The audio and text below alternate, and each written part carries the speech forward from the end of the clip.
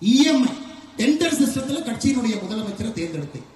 Highest பிட்டராக Edappadi Palaniswami, medium பிட்டராக Kongu பகுதியில் இன்னொரு அமைச்சர், லோவஸ்ட் பிட்டராக தென் தமிழகத்தில் ஒரு அமைச்சர். என்ன பிட்டிங்?